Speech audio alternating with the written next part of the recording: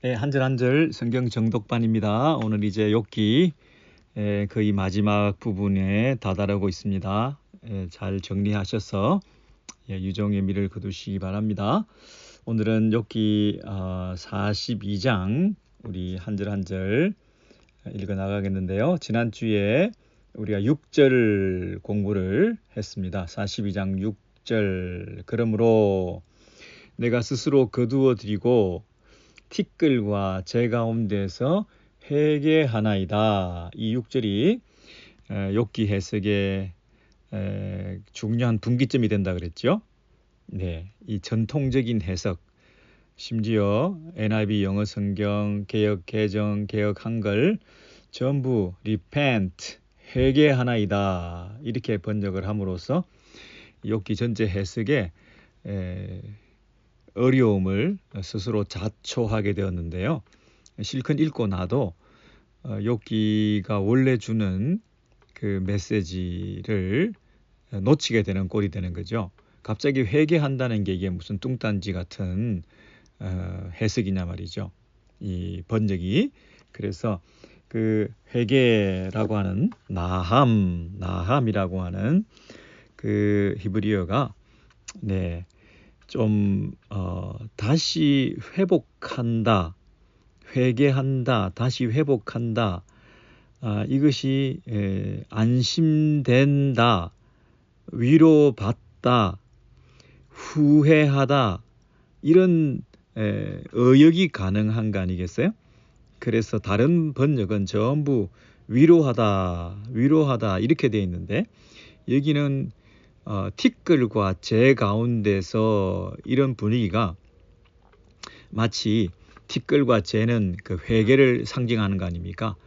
티끌과 재 가운데서 회개한다 하는 이 그 회개의 분위기, 이 애통하고 자신의 그 잘못을 철저하게 회개한다는 면에서 티끌과 재라고 하는 그 단어들을 회개와 연결시켜서 회개할 때 하나님 앞에서 자신을 죄를 자백할 때 티끌과 재 가운데서 철저히 회개한다 이런 의미로 6절에서도 그렇게 사용했는데 그렇게 되면 7절 8절에 욥의 친구들을 하나님께서 잘못했다, 틀렸다, 회개해야 될 사람들은 그들이다 이렇게 말하고 오히려 욥이 옳다, 욥이 잘했다 이렇게 편을 욥을 인정해 주시는 그 7절 8절의 구절과 전혀 어울리지 않기 때문에 이 6절에 욥이 회개했다고 하는 그런 번역이 해석이 좀 문제가 있다 이렇게 말씀을 드렸죠. 그래서 제가 욥기 30장 19절을 여러분 빨리 찾아보시면 30장 19절입니다. 30장 19절 하나님이 나를 진흙 가운데 던지셨고 나를 티끌과 제각해 하셨구나. 여기 보시면 dust and ash, 티끌과 재 그랬습니다. 하나님께서 나를 진흙 가운데 던지셨고 나를 티끌과 제각해 하셨다 할 때 여기에 티끌과 재라고 하는 것이 회개를 상징하는 그 분위기가 아니고요. 내가 티끌과 재처럼 되었다라는 것은 환난과 고통, 자신의 재난, 자신의 문제를 만난 그 상태 그 위에서 티끌과 재 같게 내가 티끌과 재 같은 고통을 당하면서 내가 쓰레기나 진흙이나 먼지나 이런 것과 하나도 다를 것이 없는 현재 모습, 그걸 말하잖아요.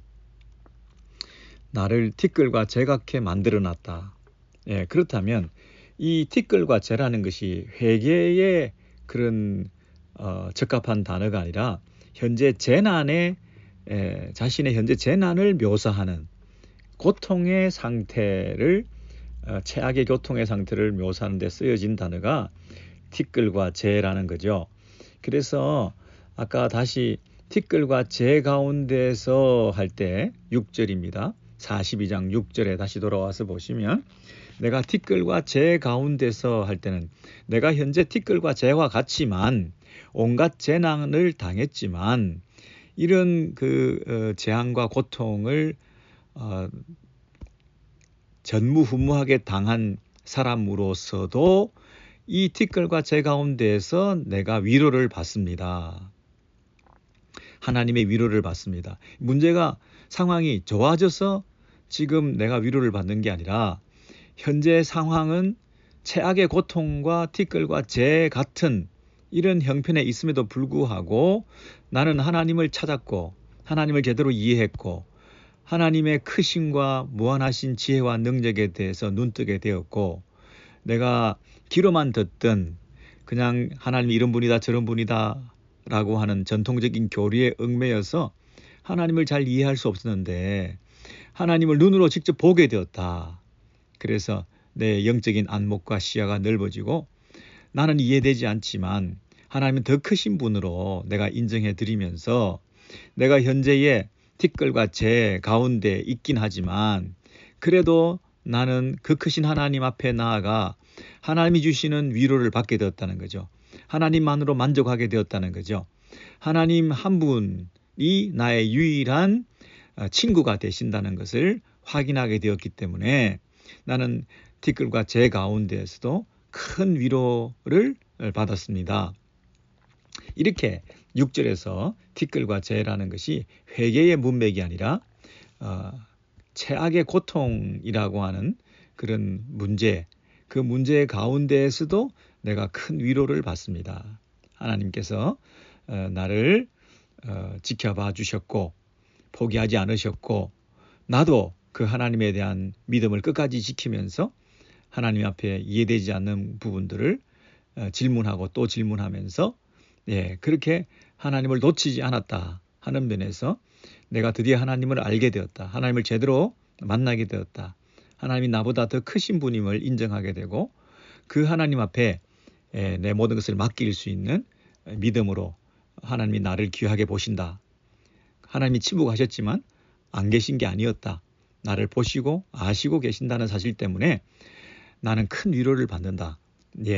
그런 6절의 해석이 정당하다는 것을 제가 티끌과 재 그것이 다른 용례로 회개라는 문맥이 아닌 위로라는 문맥으로 사용될 수 있다는 것을 제가 설명드렸습니다.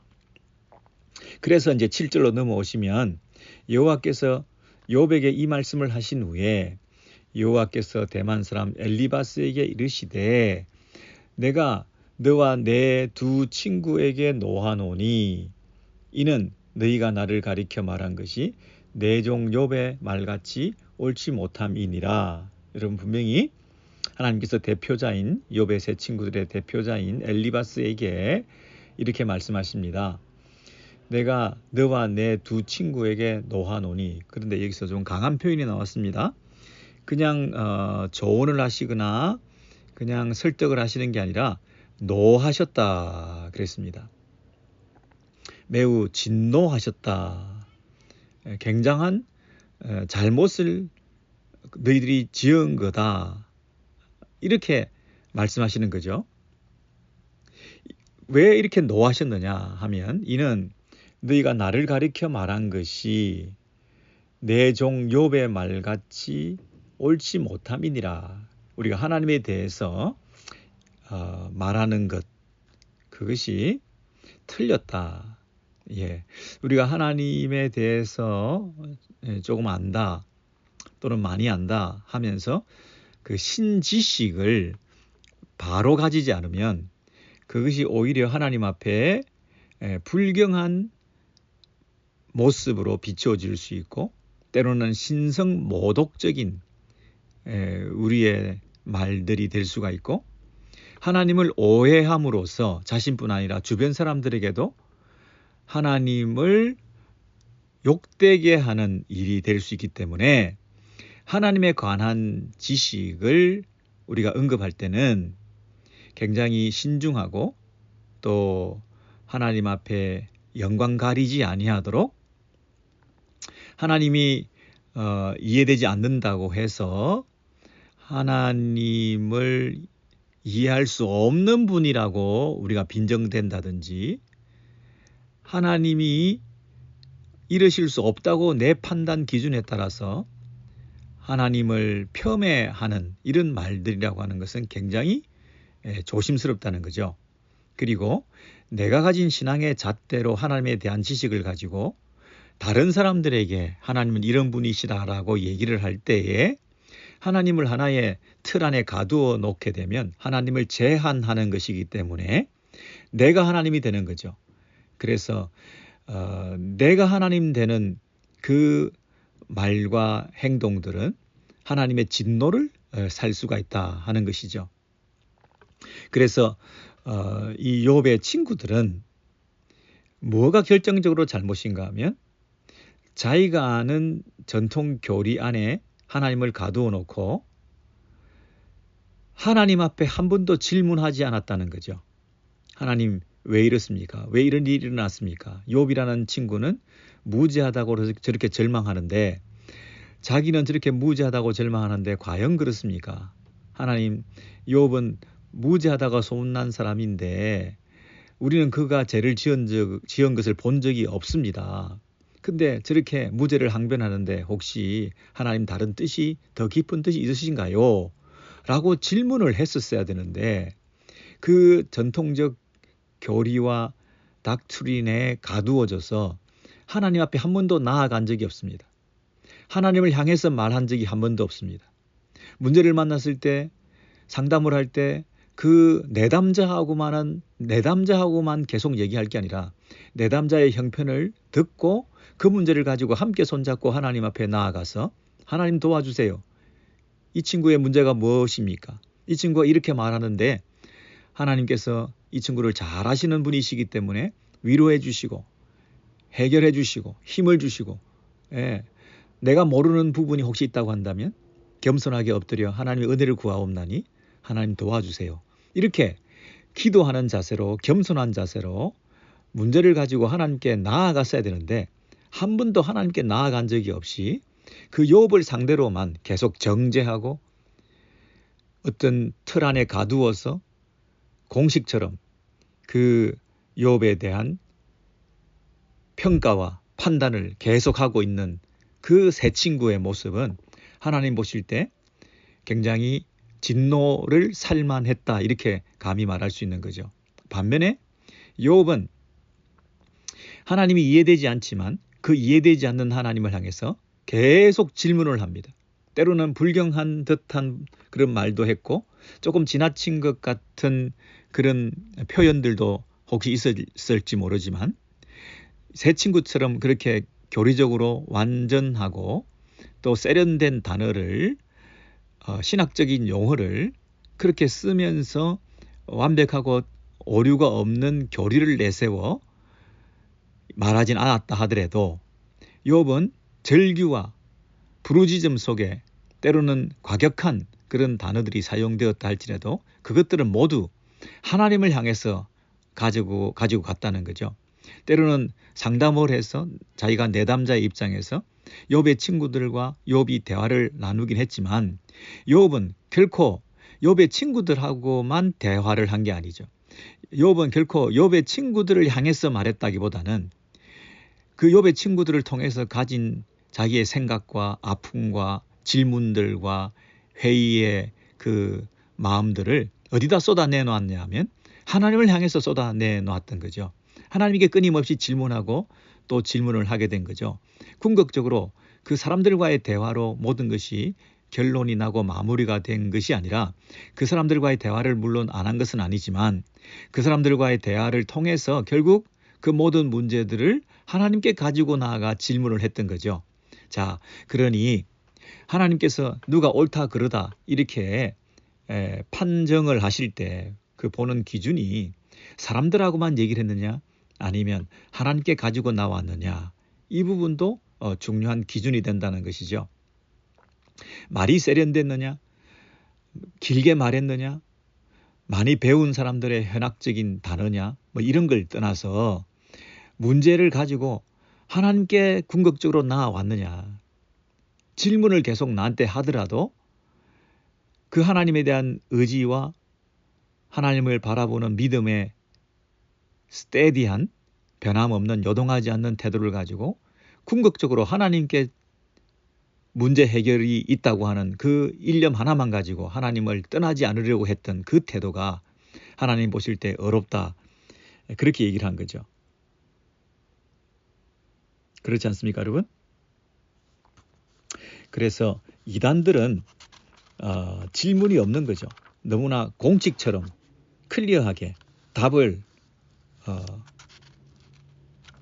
거의 외우다시피 그 기본 교리의 질문과 답을 거의 외우다시피 공식화되어 있고 그것을 시험 문제를 내어서 그 하나님에 대한 지식을 수량화해서 그 하나님에 대한 지식이 충분히 점수가 될 만큼 많이 가졌다, 못 가졌다 하고 테스트를 할 만큼 그렇게 아주 선명한 그런 교리 체계를 가지고 있는 것이 이단이라는 거죠. 질문이 많이 있을 수가 없는 거죠.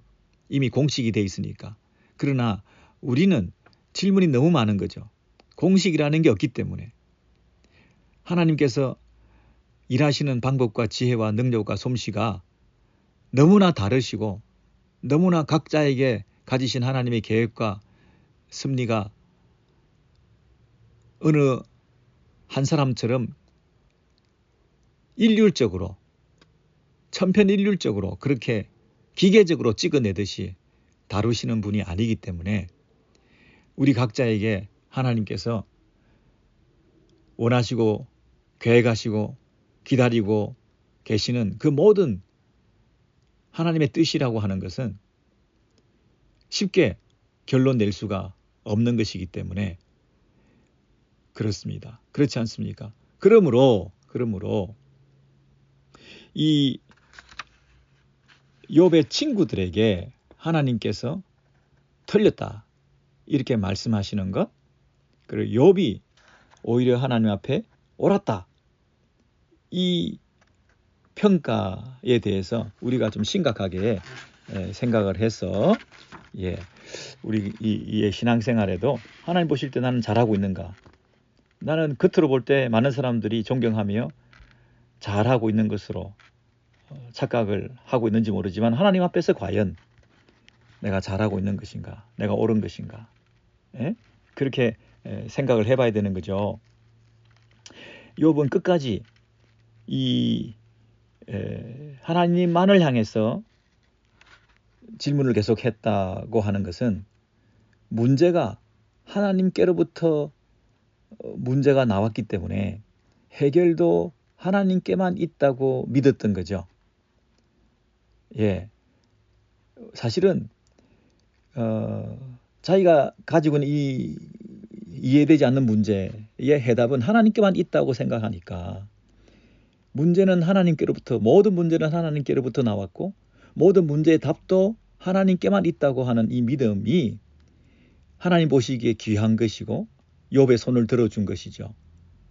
그 하나님을 끝까지 찾지 않고 기존의 전통이나 경험이나 자기가 가지고 있는 얄팍한 지혜의 지식의 기준을 가지고 이 모든 문제를 내가 풀어보겠다고 내가 설명해 주겠다고 한 그 태도가 하나님을 제한한 거죠.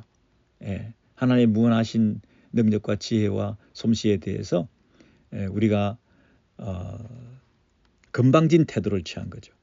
그러니 이 욥의 그 처음부터 가졌던 그 하나님에 대한 지식이 있잖아요. 욥기 1장 20절에 자기가 온갖 재앙을 당했지만 엎드려 경배했다 그랬습니다. 겉옷을 찢고 머리털을 밀고 땅에 엎드려 욥이 한 게 뭡니까? 그 소유를 다 뺏기고 재앙을 당하는 그 문제의 상황에서 그가 한 것은 예배였습니다. 땅에 엎드려 예배하며 뭐라고 했죠? 내가 모태에서 알몸으로 적신으로 나왔는데 처음부터 내가 적신으로 나왔고,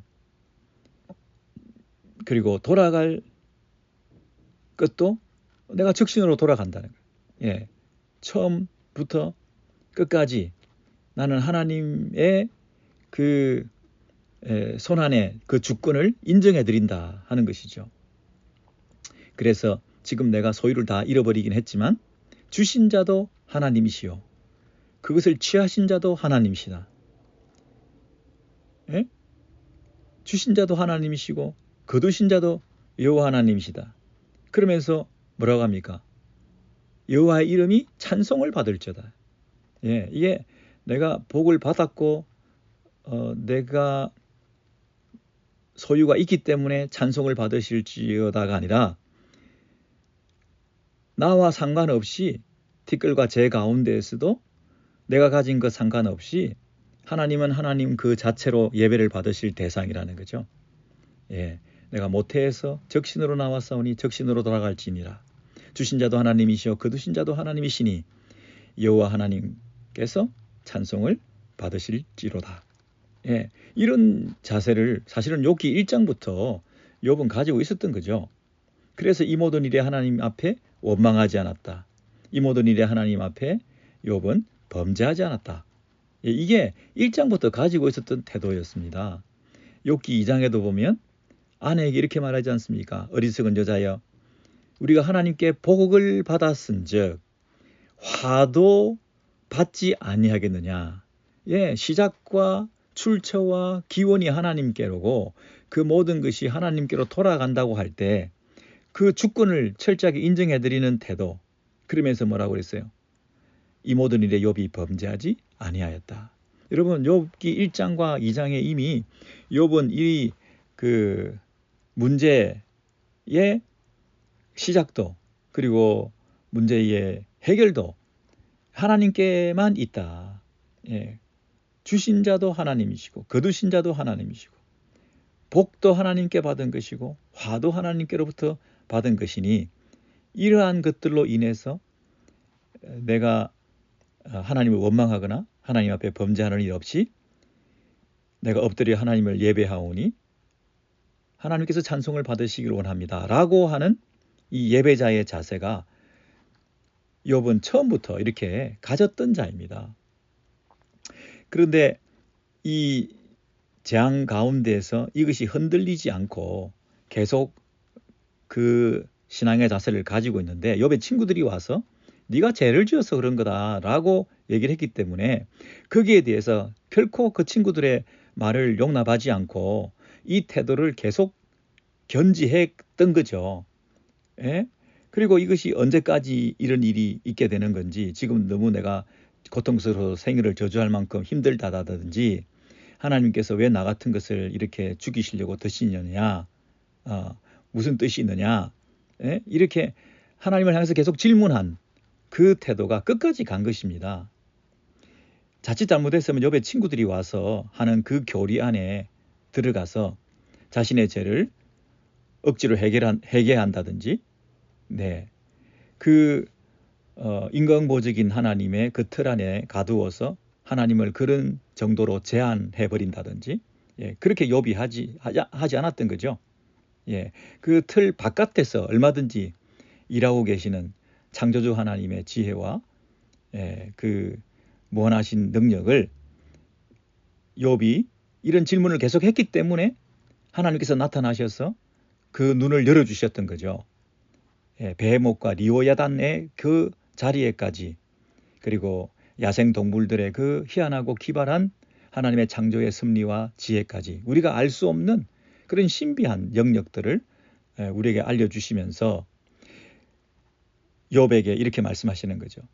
내가 너를 창조하며 이 창조 세계에 다스릴 수 있는 권한을 위임했고 너의 그 영광스러운 신분과 위치라고 하는 것은 하나님의 형상으로 지음받은 하나님의 자녀로서 이 세상 만물을 통치하는 만물의 영장으로서 하나님께서 주신 큰 권위를 가진 자이기 때문에 너의 그 입장과 위치를 다시 한번 생각해봐라.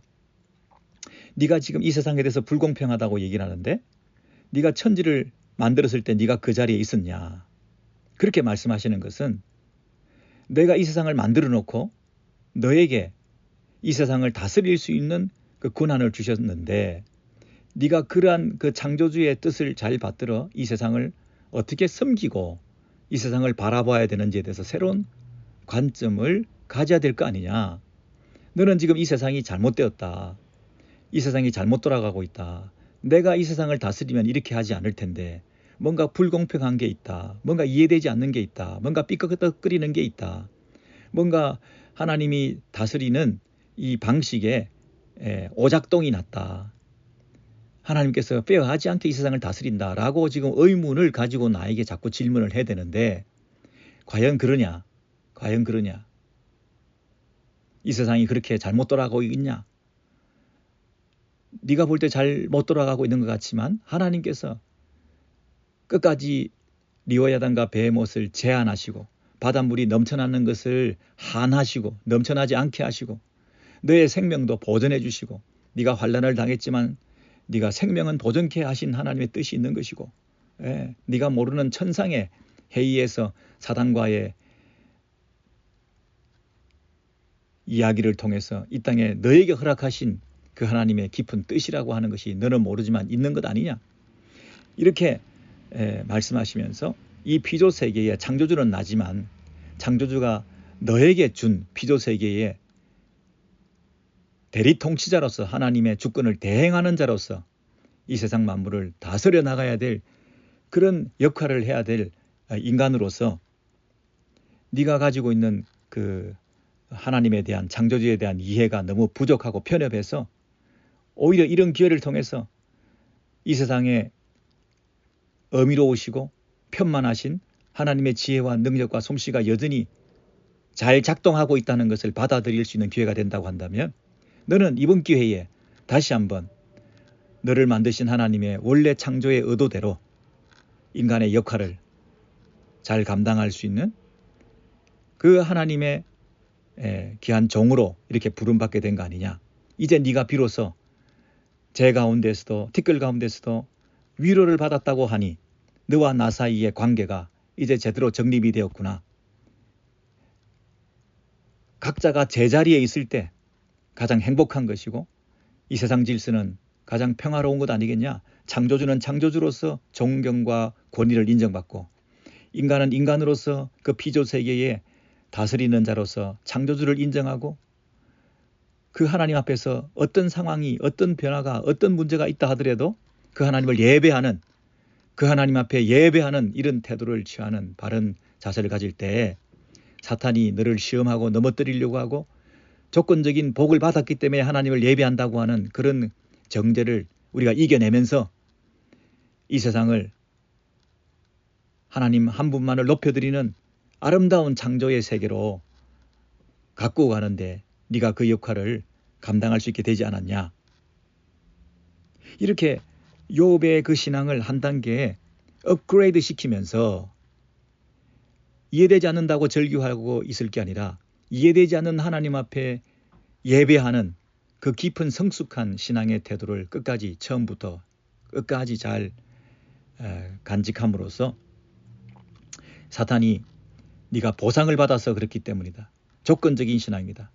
공로가 있어서 상을 받는 거다. 이 복을 줬기 때문에 하나님을 예배하는 거다. 이런 그 신앙의 패턴이 이 불신 세상 가운데 이단 사상 가운데 인과응보적인 교리로만 얽어매어서 하나님을 그 수준의 이방신들과 같이 제한하고 있는 그런 종교 생활이 아니라 하나님과의 인격적인 관계를 통해서 어떤 외부적인 환경적인 물질적인 조건 때문에 경배하고 예배하는 것이 아니라 그것이 없다고 해서 예배를 안 하는 것이 아니라 그것이 없음에도 불구하고 하나님을 예배하는 주신 자도 거두신 자도 여호와시니 여호와 이름이 찬송을 받을지어다. 이 모든 일에 하나님을 원망하지 않고 입술로 범죄하지 않았다. 복도 하나님께 받았은즉 화도 하나님께 받는 거 아니겠냐. 이렇게 말할 수 있는 이 깊은 신앙, 보상교리와 상관없이 욥이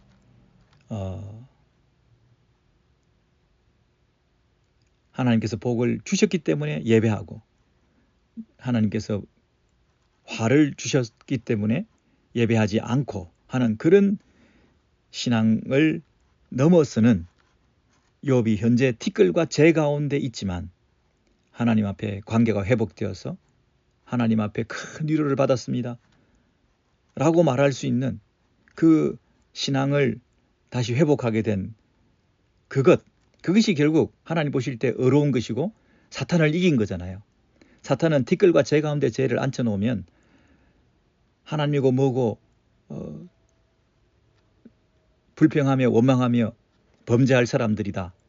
이렇게 욥을 시험대에 올려놨었는데 욥이 지금 티끌과 재 가운데서도 내가 큰 위로를 받습니다. 하나님 한 분이면 만족합니다. 이해가 되지 않지만 이해가 되지 않으니까 그분이 하나님 아니겠습니까? 이해가 된다면 어떻게 그분이 하나님이겠습니까? 이해가 되지 않으니 그 무한하신 지혜와 솜씨로 세상을 다스리고 계시는 하나님의 큰 우리를 향하신 계획은 여전히 계속되고 있음을 믿고 나는 이곳에서 하나님을 예배합니다.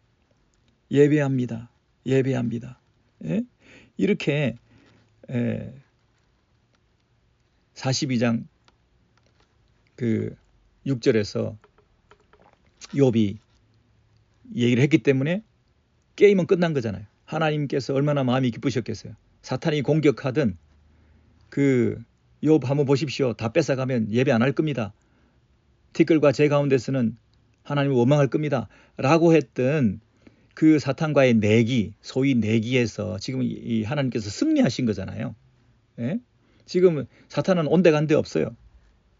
사탄이 이게 나타나서 뭐라고 말 한마디 하지 못할 정도로 꽁무니를 빼고 뺑소니를 치면서 하나님 앞에 하나님의 승리를 하나님께서 욥을 통하여 가지셨던 그 기대를 욥이 이루어냈기 때문에 7절 8절에서 욥이 그 친구들에게 당신들이 틀렸다. 그리고 하나님께 진노를 그들이 받았다. 근데 욥을 향해서는 하나님께서 내 종 이렇게 표현하시는 거죠. 과연 내 종이다. 내가 믿었던 종이다. 나의 마지막 자존심이다. 이 패역한 시대에 모두 조건적인 신앙을 가지고 모든 보상 교리에 빠져들어서 조금만 시험을 당하고 문제를 만나면 하나님 등지고 배신하고 하나님께 예배하지 않고 하는 그런 세태에 조금만 복을 주면 그 하나님 옆에 감사하다고 예배드리고 호들갑을 뜨는 그런 신앙을 가졌다가 조금만 위기가 닥쳐오고 문제가 생기고 병이 나고 질병이 우리를 괴롭게 하고 환경적인 어려움이 있으면 그 예배를 등한히 하는 하나님 앞에 예배할 줄 모르고 불평하고 원망하는 그런 세대에 욥은 과연 내 종이다. 그런 것과 상관없는 전천후적인 믿음을 가지고 하나님께 예배했던 이 욥은 내가 내놓을 수 있는 마지막 히든 카드였다. 이 마지막 시대에 참 하나님의 자녀로서 내가 내세울 만한 그런 하나님의 귀한 종이었다. 내 종이었다. 여러분 여기서 내 종이라는 나의 종이라고 하는 이 단어보다 더 큰 위로가 되는 말이 있겠습니까? 하나님의 종입니다. 하나님께서 기뻐하시는 하나님의 마음을 시원케 해드리는 그런 하나님의 종으로서의 그 욥이 여기서 엄청난 그런 자리에 서게 되는 거죠. 여러분 내 종 욥 이 단어를 7절에서만 쓰지 않고 8절에서도 똑같이 쓰고 있죠. 그런즉 너희는 수소 7과 숫양 7을 가지고 내 종 욥에게 가서 너희를 위하여 번제를 드리라. 여러분 욥의 친구들 세 사람에게 뭘 하라고 합니까? 번제를 드려라. 번제를 드리라. 여러분 번제를 드린다는 것은 죄 용서를 받기 위함인데 하나님을 진노케 하고 하나님을 제한하고 하나님을 하나의 틀에 가두어서 신성모독적인 표현을 하고 그리고 하나님의 그 영광을 폄훼한 꼴이 되어서 그 입술로 지은 모든 죄에 대한 용서를 받아야 되는데 그 용서를 받기 위한 제사를 드릴 때 그 제사를 집례하는 사람이 누굽니까? 그 제사를 하나님께 드리는 자가 누구입니까? 욥의 세 친구가 제사를 드립니까? 아니면 욥의 세 친구가 누구한테 가서 수소 7과 수작 7을 가지고 어디로 가서? 누구에게 가서? 내 종 욥에게 가서 거기 밑줄을 치십시오. 하나님의 종이라는 거예요. 하나님 편에서 이 제사를 집례할 수 있는 종 욥에게 가서 하나님의 사이드에서 제사장적 역할을 감당하여 그 백성들의 그 친구들의 죄를 짊어지고 그 제사를 드려지게 되는 중보자의 역할을 할 자가 누구라고? 내 종 욥이라고요. 너희들은 욥에게 가고 욥은 하나님께 나와 그 제사를 드림으로 누구를 위하여? 그 범죄한 친구들 너희를 위하여 번제를 드릴 때 그리고 그 욥이 그 번제를 드리며 하나님 앞에 기도할 때 내 종 욥이 너희를 위하여 기도할 것인즉 너희를 위하여 번제를 드리라. 너희를 위하여 욥이 기도할 것인즉 내가 그를 기쁘게 받으리니. 여러분 하나님께서 기쁘게 받으시는 게 뭔가요? 욥의 세 친구를 받으신 건가요? 욥의 세 친구가 드린 수소 7과 수장 7을 하나님께서 기쁘게 받으신 건가요? 하나님이 기쁘게 받으신 것이 제물인가요? 제사를 드린 세 친구인가요? 아닙니다. 욥입니다. 내가 그를 기쁘게 받으리니. 내가 그를 기쁘게 받으리니. 여러분, 물론 수장도 받으시고 순양도 받으시고 제물도 받으시고 그 세 친구도 받으시는 것이지만 그들의 죄가 제사의 효력을 가지고 제사의 결과가 제사함으로 나타나기 위해서는 의로운 자의 중보적 사역이 있었기 때문이잖아요. 내가 그를 기쁘게 받으리니. 중보자가 대표로 드리는 그 제사가 중보자를 하나님께서 받지 않아 하시면 중보자에게 수반되는 모든 제물들이 다 쓰레기고 하나님께서 받으시지 않은 오물덩어리가 되는 거잖아요. 근데 그 제사를 들고 오는 그 분이 중보자 그분이 하나님께서 의롭게 기쁘게 받으실만 하기 때문에 그에게 붙어있는 그 모든 것들 제사 드리는 사람들과 제사의 제물들과 이것들까지도 열납하시고 기쁘게 받으시는 거잖아요. 그렇죠? 그래서 중보자 욥, 제사장 욥이라고 하는 새로운 차원의 회복이 있게 된 거죠.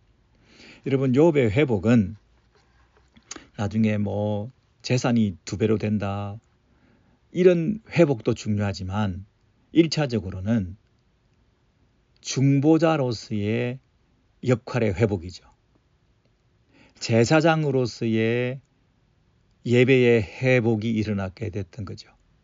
처음에 욥이 1장에서 자기 아들과 딸들을 위해서 제사를 드렸습니다. 의미심장하죠. 1장 5절입니까? 욥이 늘 이와 같이 했다. 생일 잔치를 하고 혹시라도 마음으로라도 범죄했을까 봐 그 자녀들을 위하여 하나님 앞에 제단을 쌓고 예배를 드렸던 그 가정의 제사장으로서의 그 신실한 모습이 그동안 자신의 그 재앙으로 말미암아 이 땅에서 이러한 중보자적인 역할들을 잘 하지 못하고 있다가 이제 42장의 끝부분에 와서 그 의로움에 대한 인정을 받고 욥이 이 친구들을 짊어지고 친구들의 죄를 위하여 하나님께서 기뻐하시는 자로 인정받고 1장 5절에서 가족 제사장의 그 범위를 뛰어넘는 새로운 차원의 제사장, 더 완숙하고 더 의롭고 하나님으로부터 검증받은 진정한 제사장으로서 그 중보자의 역할을 이제 감당하게 되고 하나님께서 그 제사를 받으시게 된 거죠. 여러분, 욥은 누구를 예표하는 분이신가요? 참된 중보자이신 예수 그리스도죠. 하나님이 기뻐하시는 하나님의 아들. 과연 내 아들이라. 너는 내 사랑하는 아들이라. 내가 너를 의롭게, 귀하게, 그리고 영원하게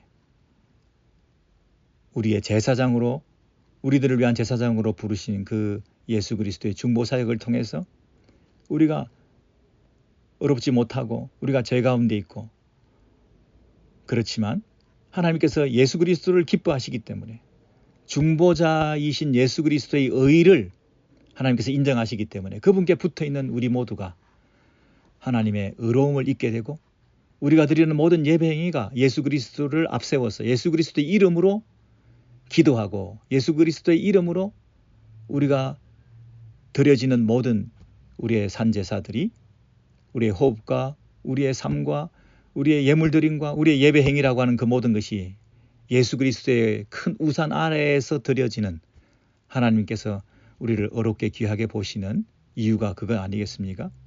예수 그리스도. 여러분, 기도를 한마디 할 때도 예수 그리스도의 이름으로 기도합니다. 이게 얼마나 중요한지 모릅니다. 그냥 기도를 끝내기 위한 허사가 아니라 주문처럼 아무렇게나 할 것이 아니라 예수 그리스도의 이름으로 기도합니다.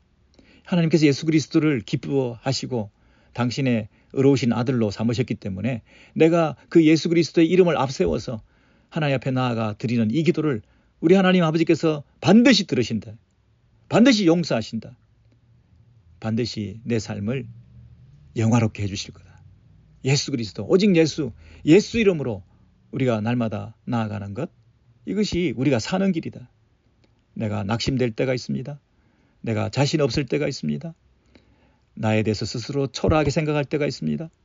나 같은 게 이 죄인이 구원의 확신도 없고 나 같은 게 하나님 앞에 감히 예배할 수도 없는, 그래서 때로는 쉬고 싶고 성만찬에 참여하기도 싫고 뭔가 꺼림칙한 내 마음의 이런 상태 가지고는 신앙생활도 자신이 없고 교회생활도 우리의 마음이 흔쾌히 열려있지도 않고 늘 불편한 마음으로 이 땅에서 살아가기가 참 쉬운데, 이럴 때마다 예수의 이름으로 하나님께서 기뻐하시는 당신의 아들 의로우신 예수의 이름으로 그 예수의 이름을 부르고 우리가 나아가 우리는 아무것도 아니지만 하나님께서 그 예수 안에 붙어있는 예수와 연합된 예수 안에 그하는 우리 모두를 함께 기뻐하시고 우리의 부족하나마 드리는 예물드림과 우리의 예배 행위와 우리의 작은 봉사와 헌신일 망정 하나님께서 기뻐하시고 책임져 주시고 인정해 주시고 기억해 주시고,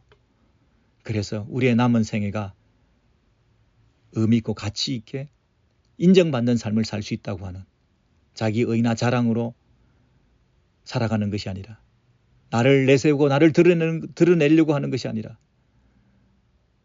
하나님의 인정과 사랑을 받을 수 있는 유일한 통로인 예수, 참된 중보자, 욥이 예표했던 그 옛날 욥이 하나님 앞에 중보자를 그렇게 갈망하지 않았습니까? 욥이 중보자가 있으면 좋겠다.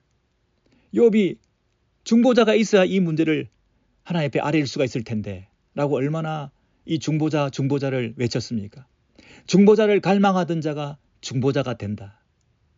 중보자를 갈망하는 자가 중보자가 된다. 이게 무슨 말입니까? 중보자를 갈망한다는 얘기는 하나님을 그만큼 찾는다는 얘기 아닙니까? 하나님과의 거리가 느껴지기 때문에 하나님 앞에 나아가기 위해서는 중보자가 있어야 되겠다 하는 중보자에 대한 갈망은 곧 하나님에 대한 갈망이죠. 중보자를 통해서 하나님 앞에 가고 싶은 그 뜨거운 마음이 있는 사람, 그리고 현재 내가 중보자를 찾아서 하나님께 가야만 되는 내 상황, 하나님이 없이는 해결될 수 없는 내 문제, 이 땅에서는 답을 찾을 수 없는 이 어려운 상황, 이 땅에서는 고칠 수 없는 내 병, 이 땅에서는 치유할 수 없는 나의 모든 문제, 이 땅에서 해결할 수 없는 그 모든 일들을 하나님을 찾지 않으면, 하나님이 해결해 주지 아니하시면, 하나님께서 고쳐주지 아니하시면 다른 방법이 없기 때문에 중보자를 갈망한 것이죠. 그만큼 나의 현재 형편이 제 악이라는 뜻이요. 그리고 내가 이러한 처절한 상황과 바닥을 체험했던 사람으로서 그런 아픔을 당한 사람들을 위한 중보자의 역할을 비로소 공감하고 감당해낼 만큼 우리가 준비가 된 거죠. 그렇죠. 그만큼 하나님을 찾아야 될 만큼 절박하고 하나님이 없이는 안 되겠다고 하는 내 상황도 너무나 처절하기 때문에 하나님을 찾아서 중보자를 갈망했던 사람만, 지금 이 욥이, 그 하나님을 찾았던 그 욥이 자신이 중보자가 되어서 가정과 자녀들과 또 친구들을 위해서 하나님 앞에 의로운 중보자로서의 역할을 감당할 수 있게 된 거 아니겠습니까? 그러면 여러분, 우리가 중보적 역할을 감당하는 사명자들이 되기 위해서는 중보자를 갈망하는 그런 뜨거운 마음이 있으셔야 되겠죠. 중보사역자, 중보기도자라는 말을 감히 쓸 수가 때로는 없는 것은 우리가 이런 정도의 애틋하고 안타까운 마음을 가지지 않은 채 입술로만 기도하겠습니다라고 하는 정도의 그 말로만 내가 중보기도 사역자라고 하는 이 허울 좋은 대접은 받으면서도 기도하지 않고 정말 그 형편에 공감하지 않고 그 바닥까지 내려가 그들의 손을 붙들고 함께 울면서 그들의 손을 잡고 함께 하나님께 나아가 하나님 아니면 이걸 해결할 수 없으니 예수 그리스도의 이름만 앞세워서 우리가 하나님 아버지께 나아갑니다 라고 하는 그 예수의 이름이 주는 중보자의 그 가치와 능력을 우리가 체험하지 못한 채 우리가 중보사역을 할 수 있다, 하고 있다. 그건 착각이겠죠.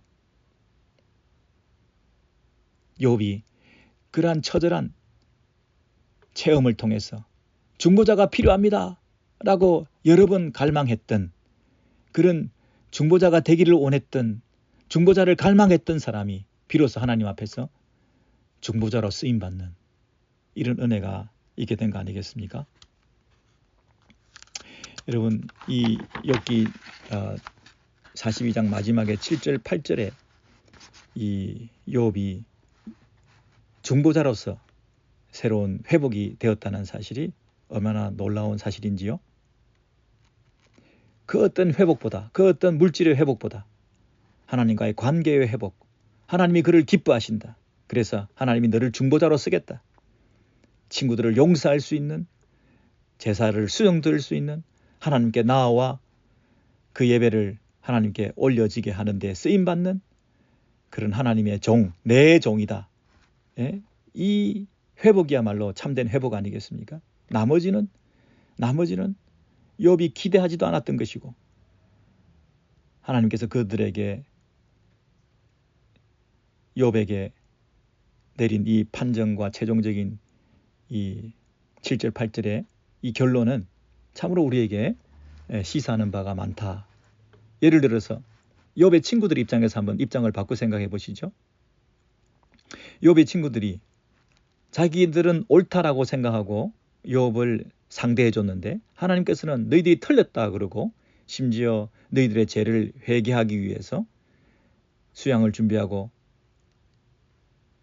수소를 준비하고 그것도 7씩이나 준비해서 욥에게 가서 기도를 받아야 된다. 욥에게 가서 번제를 드리고 욥의 기도를 통해서 너희들이 제사함을 받아야 된다. 이렇게 얘기를 할 때 욥의 친구들은 머리가 띵하지 않았겠습니까? 갑자기 뒤통수를 맞은 그 멍해짐을 느끼지 않았겠습니까? 욥이 우리를 위해서 기도해 준다고? 우리가 욥을 위해서 기도해 줘야 된다고 생각했는데 욥이 저 어려움을 당하고 문제가 많고 저렇게 행설수설하고 욥이 저렇게 갑자기 모든 걸 잃어버린 채로 티끌과 제 가운데 저렇게 초라한 모습으로 저렇게 있으니 우리가 욥을 찾아가서 욥을 위해서 기도해 줘야지. 욥이 시험을 당해서 많이 흔들리고 있으니까 욥을 위해서 우리가 기도해 주십시다. 이렇게 우리가 욥을 위해서 기도해 줘야 된다고 생각했는데 오히려 기도 요청을 우리한테 하기는커녕 우리가 욥에게 가서 기도 부탁을 하고 욥이 우리를 위해서 기도해야 된다고, 우리가 기도거리라고, 우리가 불쌍한 존재들이라고, 우리가 기도가 필요한 대상이라고. 여러분 너무 이해가 되지 않았겠죠? 처음에는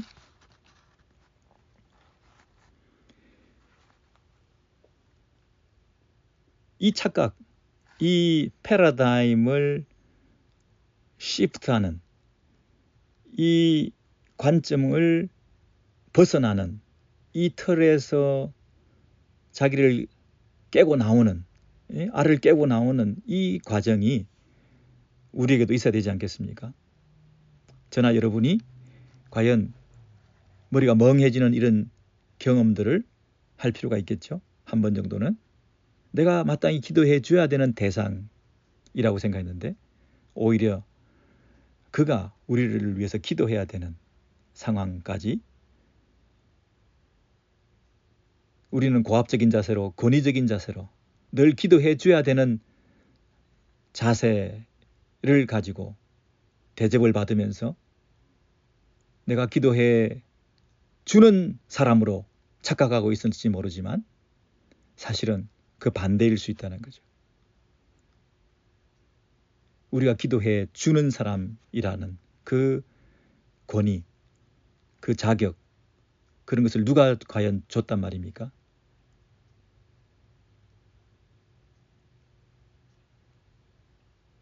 오히려 우리가 기도를 받아야 될 자가 아닌가.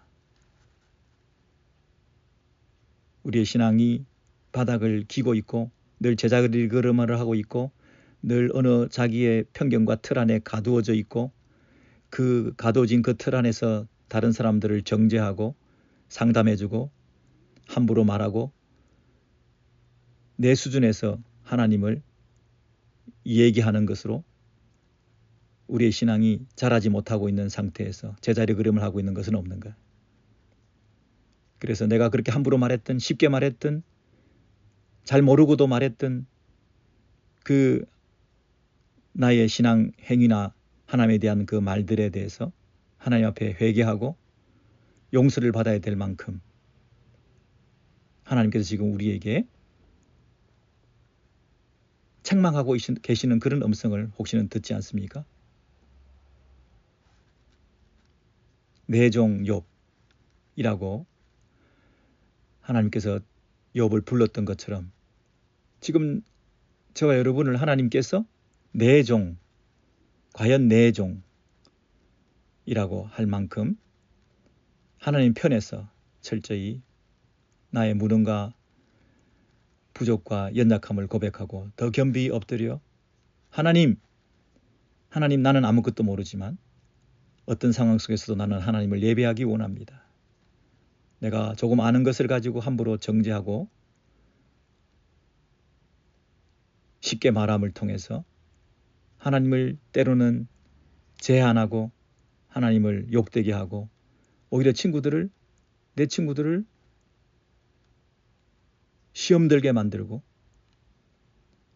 미스리딩한 잘못 친구들을 인도해 감으로써 함께 소경이 소경을 인도하는 것처럼 구덩이에 빠지게 되는 이런 무식한 짓을 함부로 우리가 하지 않았던가. 잘 모르면 모른다고 하나님께 함께 나아가서 지혜를 구하면 될 텐데 아는 척하면서 잘못 인도함을 통하여 하나님 앞에 우리가 바로 서지 못하는 이런 엉뚱한 행위들을 우리가 신앙 선배랍시고 교회 직분자랍시고 그렇게 잘못한 길을 우리가 걸어왔던 적은 아닌가 이런 자책을 하게 되는 것입니다. 예수 그리스도 그분만이 우리의 유일한 중보자이시죠. 하나님과 사람 사이의 유일한 중보자, 곧 사람이신 그리스도 예수, 하나님과 사람 사이의 유일한 중보자, 곧 사람이신 그리스도 예수, 참 중보자이신 예수 그리스도를 미리 보여줬던 그 욥의 모습을 통해서 지금 욥의 친구들이 용서를 받게 되었습니다. 그것이 8절이죠. 너희가 우매한 만큼 너희에게 갚지 아니하리라. 너희가 지혜 없이 무지한 채로 하나님에 대해서 불경하게 하나님의 능력과 하나님의 지혜를 제한하고 가두어 두었던 그런 너희들의 죄에 대해서 하나님께서 용서해 주시겠다. 너희가 우매한 만큼 너희에게 갚지 아니하리라. 왜냐하면 이는 너희가 나를 가리켜 말한 것이 내 종 욥의 말같이 옳지 못함이라. 내 종이란 말이 또 나오죠. 여러분 8절만 해도 내 종이 3번이나 나오죠. 내 종, 내 종, 내 종. 이게 이제 하나님의 마음인 거죠. 그 시험을 통과하고 신앙의 도약을 통해서 하나님을 제대로 예배하게 되는 그 내 종 욥에 대한 그런 마음의 기쁨이 넘치셔서 말끝마다 내 종이라고 부르시는 거죠. 여기까지가 이제 8절의 모습입니다. 그래서 9절에 보시면 이에 대만 사람 엘리바스와 수아 사람 빌닷과 나아마 사람 소발이 가서 여호와께서 자기들에게 명령하신 대로 행하니라. 여호와께서 욥을 기쁘게 받으셨더라. 보십시오. 하나님께서 기쁘게 받으신 게 뭡니까? 대만 사람 엘리바스입니까? 수아 사람 빌닷입니까? 나아마 사람 소발입니까? 그들이 드린 수장과 수소입니까? 물론 하나님께서 명령하신 대로 드렸던 제사자와 제물도 하나님께서 받으셨지만 하나님께서 받으신 것은 제사장을 받으신 거죠. 제사자들과 그들의 제물도 받으셨지만 제사장을 먼저 받으신 거죠. 그래서 구약에 보면 제사장이 자기들을 위한 제사를 드려야 됐죠. 제사자가 제물을 드리기도 해야 되지만 제사장이 자기들의 속죄를 위한 제사를 드려야 됐던 거 아니겠습니까? 근데 제사를 드릴 필요 없는 제사장이 있었던 거죠. 자기 죄가 없는 제사장. 그죠? 그 참된 제사장이신 예수 그리스도의 중보적인 제사를 통해서 우리가 모두 하나님 앞에 기쁨을 얻게 된 것처럼 그것을 예표하는 이 욥이 제사장으로서 의로움을 득하고 하나님 앞에 인정을 받고 그 욥을 기쁘게 받으시는 그 제사장이신 욥을 받으시는 그 아래에 그 모든 제사자와 제물까지도 하나님께서 받으셔서 그 친구들이 용서를 받고 하나님과의 관계가 회복하게 되었던 것이죠. 그렇죠? 여러분 이 9절까지가 어떤 면에서는 좀 새로운 차원에서 그 욥기를 해석하는 데에 도움이 되는 구절이었다 이렇게 생각이 됩니다. 그 욥이 이제 10절부터 하나님께서 이제 갑절에 복을 주시는 거잖아요. 이전의 모든 소유보다 갑절이나 더 복을 주셨다. 그죠? 그런데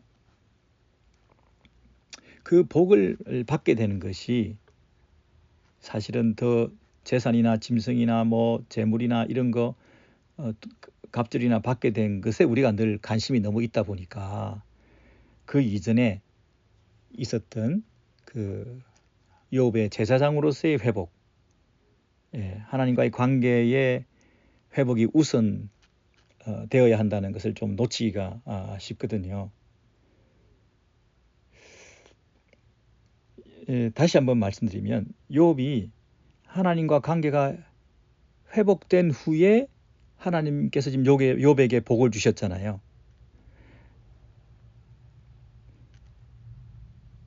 욥이 하나님께 복을 갑절이나 받고 하나님과의 관계가 회복된 게 아니잖아요.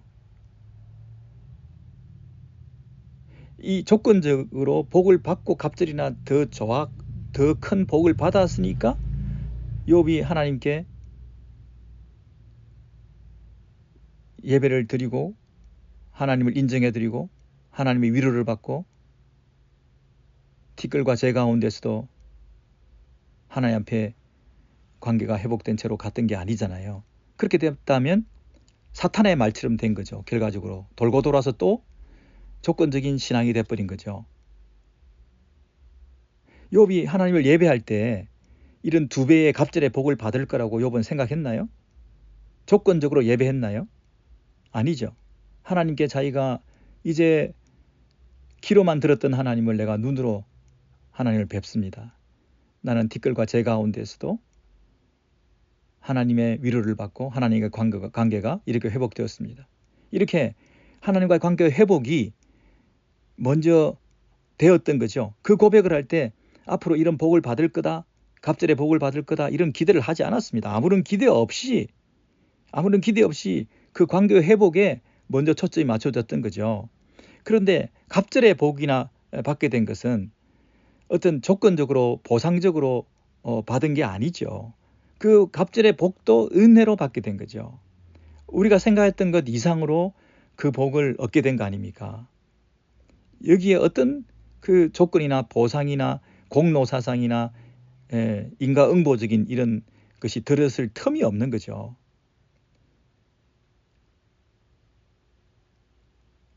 욥이 지금 갑절이나 받은 그 복이 하나님이 주신 상이라는 개념으로 가시면 안 됩니다. 잘 참았네. 욥 잘 인내했네.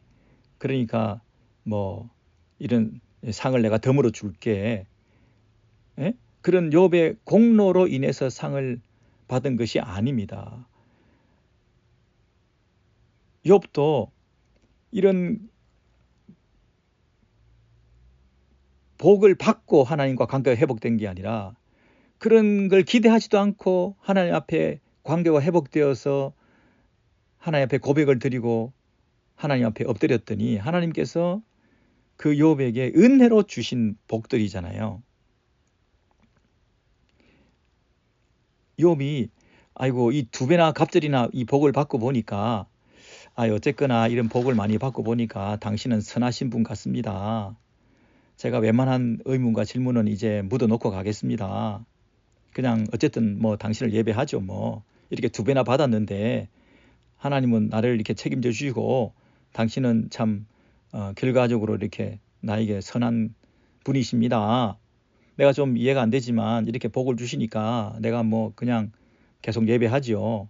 이렇게 어설프게 엉거주춤 교회 안에 머물면서 잘 이해는 안 되고 클리어하지 않지만 그냥 또 이렇게 뭐 다른 종교를 믿느니 그냥 하나님 계속 믿고 하나님 또 이렇게 나한테 복을 때를 따라 주시니까 그냥 다 묻어놓고 가겠습니다. 이런 정도가 아니잖아요.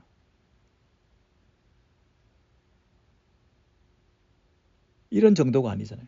이 복을 2배나 받기 전에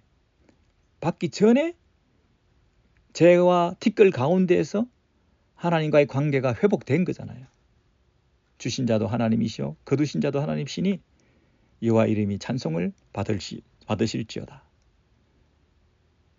내가 이해하지 못하는 그 하나님으로 인하여 나는 더 예배합니다. 하나님의 그 베목과 리오야단을 통해서 지금도 일하고 계시는 이 세상에 그 모순 덩어리처럼 보이지만 하나님은 이 모든 것을 다 주관하셔서 당신의 일을 가장 지혜롭게 하고 계시는 분이십니다. 내가 그거 인정합니다. 라고 하는 하나님과의 관계 회복이 먼저 있었던 거죠. 그랬을 때 하나님께서 내 종이라 이렇게 인정하시고 그 관계 회복 후에 하나님께서 덤으로 주신 은혜로 주신 그 복들을 후에 받게 된 것이죠. 여기에 사탄이 들었을 틈이 없는 거죠. 저 보상으로 받은 거야. 또 뭐 공로로 받은 거야. 소유를 많이 주니까, 물질을 회복해 주니까 또 저 예배 잘하는 거 봐. 이런 얘기가 들었을 틈이 없는 거죠. 여러분 그렇지 않습니까? 그래서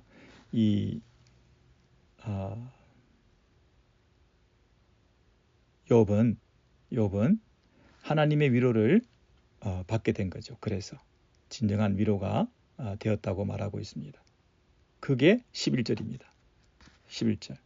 이에 그의 모든 형제와 자매와 이전에 알던 이들이 다 와서 그의 집에서 그와 함께 음식을 먹고 여호와께서 그에게 내리신 모든 재앙에 관하여 그를 위하여 슬퍼하며 위로하고 각각 캐시타 하나씩과 금고리 하나씩을 주었더라.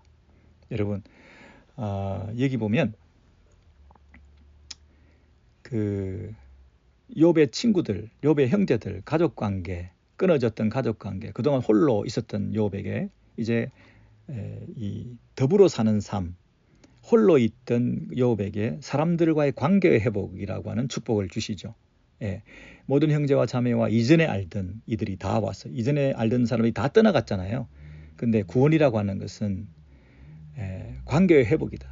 하나님 앞에서 관계가 회복되는 것은 그 사람들과의 관계의 회복이 덤으로 오는 것이다.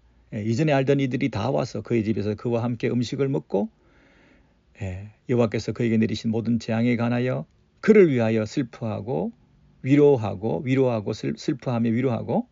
여러분 그래서 여기 위로라는 단어가 나오죠. 욥의 위로, 욥이 위로를 받고 있다. 위로라는 단어가 중요하죠. 이 위로는 어디서 받았던 위로와 대조를 이루고 있을까요? 어디서 이 위로라는 단어가 나왔던가요? 2장에 보시면 제일 처음에 욥의 친구들이 2장 11절에 그때에 욥의 친구 세 사람이 이 모든 재앙이 그에게 내렸다 함을 듣고 각각 자기 지역에서부터 이르렀으니 곧 대만 사람, 수아 사람, 나아마 사람이라. 그들이 욥을 위문하고 위로하려 하여 서로 약속하고 오더니 그랬잖아요. 이 욥의 세 친구들이 욥을 위로하러 와서 벌였던 그 모든 행적들, 대화들, 그것이 42장까지 계속됐던 거죠. 그런데 그들이 주는 위로를 사실은 받지 못하고 사람들이 자기의 전제를 가지고 신학적 틀을 가지고 좋은 의도를 가지고 멀리서부터 약속하고 찾아와서 욥을 위로하려고 했던 그 세 친구의 위로 방문, 그것은 하나도 욥에게 위로가 되지 않았는데 이제 욥 자신이 하나님과의 관계가 회복되고 난 다음에 자기 자신부터 하나님 앞에서 위로를 받고 보니까 42장 6절 내가 티끌과 제 가운데서 위로를 받았다. 내가 위로를 받았습니다.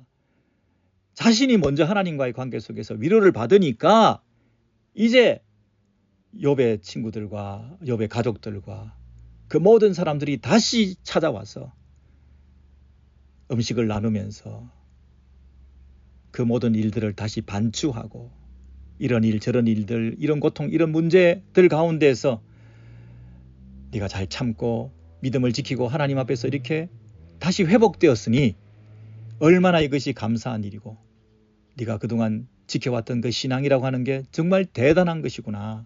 이렇게 위로하고 우리가 존경한다. 각각 금 한 조각과 금고리 하나씩 주었더라. 마음을 표현한 거죠. 존경과 신뢰를 표현한 거죠. 돈이 아니라 선물이 아니라 그게 중요한 게 아니라 마음을 담아서 전해주는 그 선물이 참된 위로가 되었던 거죠. 존경과 신뢰의 마음을 담아서 욥이 살아왔던 그 인생이 참으로 귀하다. 욥이 참아내었던 그 인내 과정이 참으로 본받을 만하다.